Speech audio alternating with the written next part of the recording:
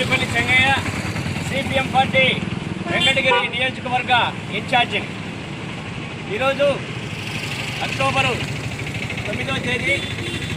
ఈరోజు ఒక మంచి మనకు బ్రిటిష్ కాలంలో బ్రిటిష్ వాళ్ళని తరిమి కొట్టడానికి కిట్ ఇండియా అనేటటువంటి ఒక నినాదంతో ఆ రోజు కిట్ ఇండియా అంటే ఓ బ్రిటిష్ పాలకులారా మా దేశాన్ని వదిలి వెళ్ళండి అని చెప్పేసి వాళ్ళ మీద పెద్ద ఎత్తున పోరాటాలు చేసి వాళ్ళని తరిమి కొట్టినటువంటి రోజు ఈరోజు. ఆ రోజుకి పిలిపించినటువంటి ప్రారంభం రోజు ఈరోజు. కాబట్టి ఇటీవల ఢిల్లీలో సంయుక్త కిసాన్ మోర్చా ఆధ్వర్యంలో సమావేశం జరిపి ఆ సమావేశంలో ఈ నిర్ణయాన్ని చేశారు. ఆగస్టు 9వ తేదీ కిట్ ఇండియా ఉద్యమాన్ని ప్రారంభించినటువంటి రోజు. కాబట్టి ఈరోజు ఇప్పుడు జరుగుతున్నటువంటి ఈరోజు ఆగస్టు 9వ తేదీ కిట్ కార్పొరేట్ అనేటటువంటి నినాదంతో ఈ కార్పొరేట్ పెత్తందారులందరినీ కూడా తరిమి కొట్టాలని చెప్పేసి సంయుక్త కిసాన్ మోర్చా పిలుపునివ్వడం జరిగింది ఇటీవల. ఆ పిలుపునందుకుని ఈ రాష్ట్రంలో ఉండేటటువంటి రైతు సంఘాల సమన్వయ సమితి ఆధ్వర్యంలో సమన్వయ సమితి కూడా పిలుపునివ్వడం జరిగింది. ఈ జిల్లాలో ఈ రాష్ట్రంలో ఉండేటటువంటి అన్ని జిల్లా కేంద్రాల్లో అయితేనేమి, అన్ని మండల కేంద్రాల్లో అయితేనేమి ఈ కిట్ కార్పొరేట్ యొక్క నినాదంతో కార్పొరేట్ని తరిమి కొట్టేటటువంటి పద్ధతిలో ఈ ఆందోళన కార్యక్రమాలను నిరసన చేయాలని చెప్పేసి మనం పిలుపుని చేయడం జరుగుతూ ఉంది. ఆ పిలుపులో భాగంగా వెంకటగిరిలో సిపిఎం పార్టీ అనుబంధ సంఘం అనే రైతు సంఘం, అలాగే రైతు కూలీ సంఘం అయితేనేమి, అట్లాగే సిపిఐఎం, అలాగే సిపిఐ వీళ్ళకి సంబంధించినటువంటి వామపక్ష పార్టీలకు సంబంధించినటువంటి రైతు సంఘాల ఆధ్వర్యంలో ఈ యొక్క కార్యక్రమం జరుగుతూ ఉంది. ఈ మన మోడీ అధికారంలోకి వచ్చినప్పటి నుంచి రైతు వ్యతిరేక విధానాల్ని, ప్రజా వ్యతిరేక విధానాల్ని, కార్మిక వ్యతిరేక విధానాన్ని అవలంబిస్తూ ఉన్నాడు. అందుకనే ఆయన ఇంటికి పంపించేటటువంటి పని ఇటీవల జరిగినటువంటి ఎన్నికల్లో జరిగినటువంటి పరిస్థితి మనం కళ్ళారు చూసే వాళ్ళ యొక్క మెజార్టీని. కాబట్టి ఆయన ఎన్నికలకు ముందు 2014 ఎన్నికల్లో ఏం చెప్పాడంటే, నేను రైతులు పండించినటువంటి పంటకి ఇప్పుడు రైతు రెట్టింపు ఆదాయాన్ని తెచ్చే విధంగా నేను చేస్తానని చెప్పి ఆ రోజు 2014లో చెప్పాడు.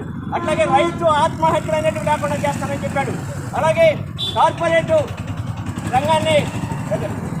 రంగాన్ని తగ్గిస్తానని కూడా చెప్పినటువంటి పరిస్థితి. కాబట్టి ఆయన ఇచ్చినటువంటి హామీలు ఏవి కూడా అమలు చేయనటువంటి పరిస్థితి. ఆయన ఇచ్చినటువంటి హామీల్ని అమలు చేయకపోగా రైతుకు నష్టం చేకూర్చేటటువంటి రైతు మెడకు ఉల్టాడు లాంటి 3 చట్టాలను తీసుకొచ్చి రైతులను ఇబ్బంది పెట్టేటటువంటి పరిస్థితి తీసుకొచ్చాడు.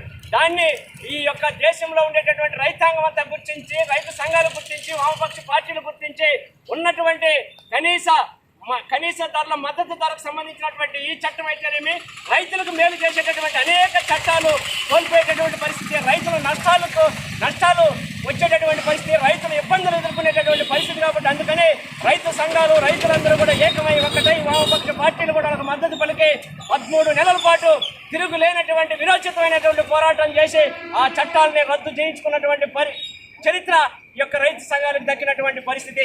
కాబట్టి అదేవిధంగా ఈరోజు కార్పొరేట్ వ్యవస్థని వ్యవసాయంలోకి తీసుకొచ్చి, వ్యవసాయ అనుబంధం అయినటువంటి అన్నింటిలో కూడా తీసుకొచ్చి ఈరోజు రైతులకు నష్టం చేసేటటువంటి పని చేస్తూ ఉన్నాడు.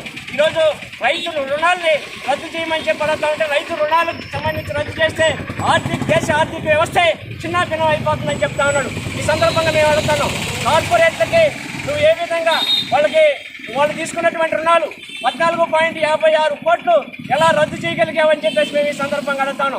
కాబట్టి కార్పొరేట్లకు అనుకూలమైనటువంటి విధానాలు ఈరోజు ఈ దేశంలో అమలు జరుగుతూ ఉన్నాయి. ప్రజా వ్యతిరేక విధానాలు, అలాగే కార్మిక వ్యతిరేక విధానాలు, ఉపాధ్యాయ వ్యతిరేక విధానాలు, ప్రజా వ్యతిరేక విధానాలు ఈరోజు ఈ దేశంలో ఈ మోడీ ప్రభుత్వం అమలు చేస్తూ ఉంది.